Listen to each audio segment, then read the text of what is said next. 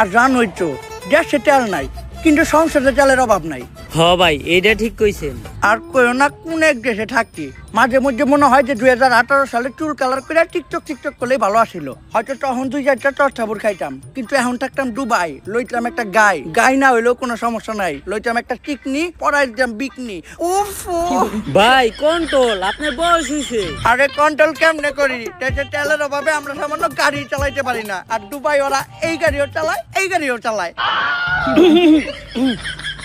কপালটা ভালো যে দেশে খাস তেলের সংকট পড়ে নাই, নয়তো গাড়ির ইঞ্জিনের লগে লগে আমার ইঞ্জিনও ডাউন করে যেত। যাই হোক, পাম্পে যায় সিরিয়াল ডেগা, যে একটুখানি গাড়িতে তেল আসে ওইটা পাম্পে যাইতে যাইতে শেষ, পাম্প থেকে আবার যে একটুখানি তেল দেয় ওইটা বাসায় আইতে আইতে শেষ। মুহের তেল দিয়ে তো আর দেশ চলে না, মুহের তেল দিয়ে যদি দেশ চলতো তাইলে বাংলাদেশ বিশ্বে তেল সাপ্লাই দিয়ে কুল পাইতো না। এখন দেখি আমাকে সরকার কি করে, এমনি করে তেল ছাড়া যদি দেশ আর 6 মাস চলে তাইলে প্রতি ঘরে ঘরে লাগে